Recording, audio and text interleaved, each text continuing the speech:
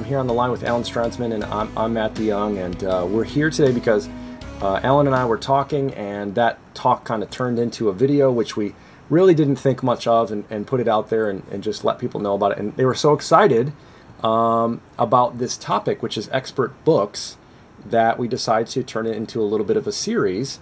And so that's why we're here today. Welcome, Alan, to the ongoing conversation about this.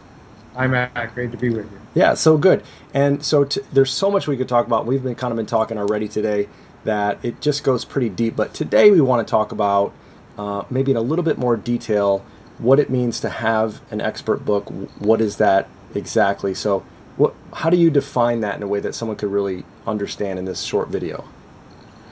Well, I think that there are two things about an expert book that are, I think, most important. Number one is that an expert book, as I define it, is a marketing tool.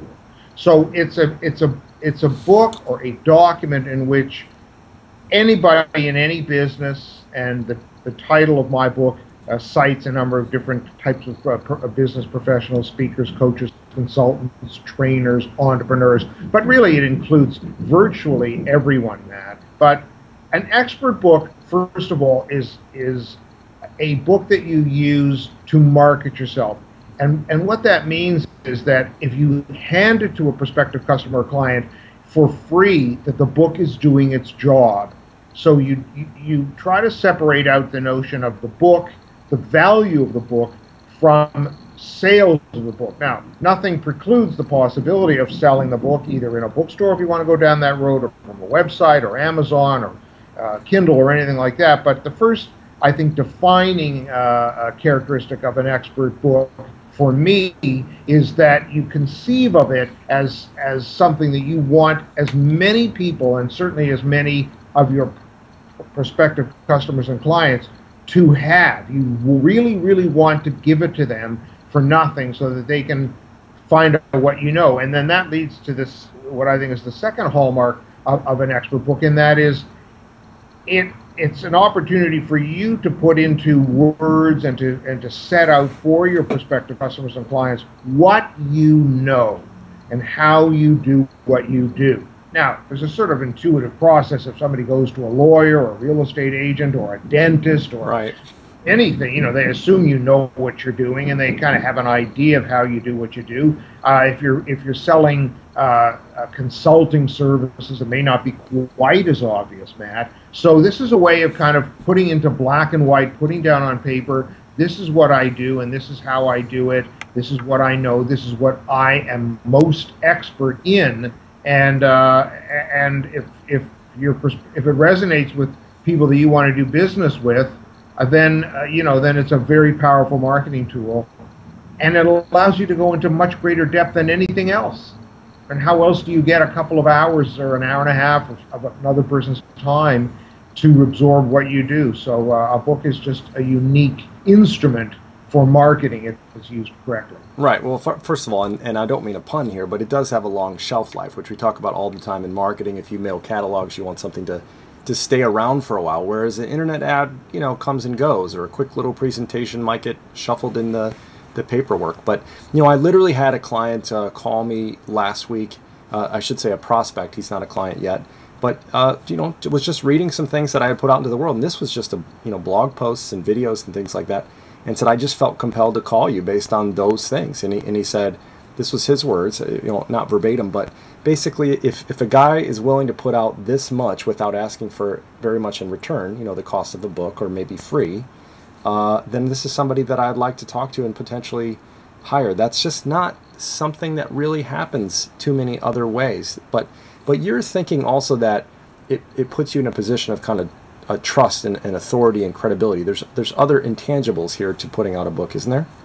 Well, of course, because in a best case scenario, the book actually has compelling content that does demonstrate your expertise and does confer the credibility and authority. So there's a couple of things here in what you said, Matt. Number one, there is just the act itself. It's kind of like, I'm sure you've been in situations where where you wanted to go, where you maybe didn't want to go to a party, but you did, and you sort of said, well, I need to show my face. And there's a power and a value in just showing up. Yeah. And I actually cite Woody Allen's 95% of everything in life is showing up. Right. So you could actually hand someone a book that if they never even opened the book, they would still feel a certain respect and a gratitude and everything because you gave them something. But I also want to pick up on something you said earlier, Matt, which I think is very important. And I'm sure you've seen those kind of site maps, or not that site maps. They're the mind maps. No, but where that software that can trace eye tracking. Yes. Yeah, and we have built-in a kind of built-in radar to stream out ads. We just know when something's an ad. We know when it's coming up on television. If we're reading a newspaper, we know what the ads are. Right. No one thinks of a book as an advertisement. No one sees a book and says, "I don't want to read that. It's an ad." Right.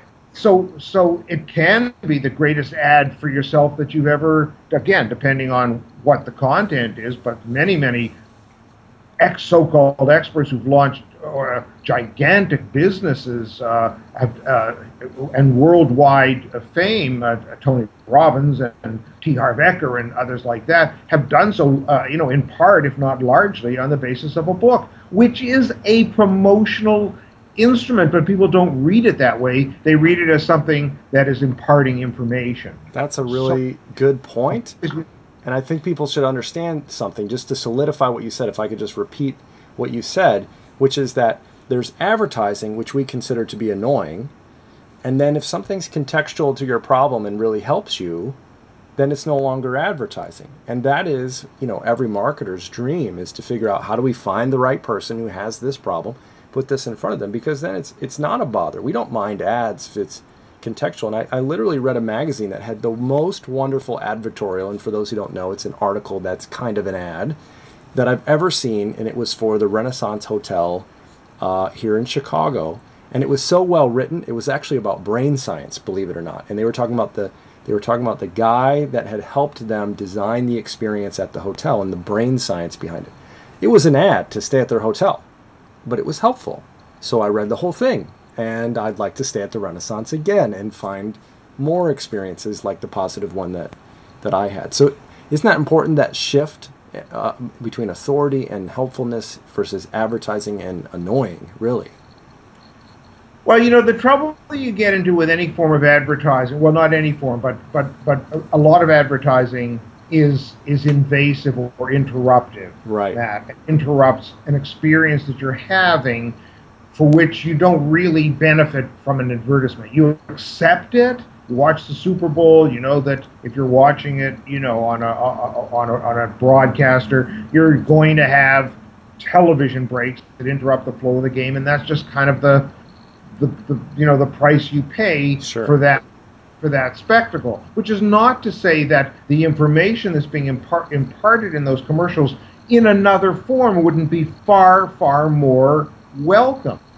It's not the information that's so annoying. It's the context in which it's presented. Very if someone important. handed you a book about the content of some of those commercials, or whether it's I don't want to necessarily mention a brand, but we all know that the big burger chains, they handed you a book, how to eat healthy, or how to maximize or optimize your nutrition at a fast food restaurant, anything like that they gave away, were willing to give it to you. It didn't interrupt another experience you're having. So again, when you give someone a book, and I'm always, and people ask me as well, should you have a digital book or a print book? And I always say, have both, because they're different opportunities. You can give away a digital book in one context, you can give away a physical book in another. So, right. So why choose one?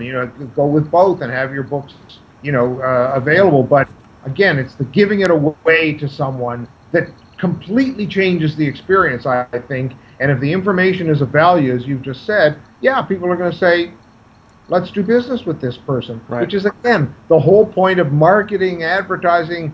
The whole multi-billion-dollar industries are all about getting people to do business with you. Right, and trying to achieve the same objective. So we got to wrap up for this video. We're going to talk about some more about expert books, but give us two things if you would, Alan. One is just a quick recap of what is an expert book, and then what should people really do if they wanted to learn more about how to create an expert book, learn more about what that is. So the first thing, what's the definition, just really quick? Well, the most important paradigm shift, Matt, is to see a book as a marketing tool. See it as a way of putting what you know into a book that you can give away to people either as a digital or as a print version, and right. and not to think of it as something that you need to sell in a bookstore. That shift, that paradigm shift, is the key to everything in terms right. of creating an expert book. And then if you want to read more, you can download my book, Why Every Speaker, Coach, Consultant, Trainer, and Entrepreneur Should Have an Expert Book, and that's at www.expertbookcreation.com. Well, thanks, Alan, today, and then we'll be back with more about expert books and how to be an expert soon. There's lots to talk about, Matt, so I look forward to the next All right. one. Thanks, Alan. All right, bye-bye.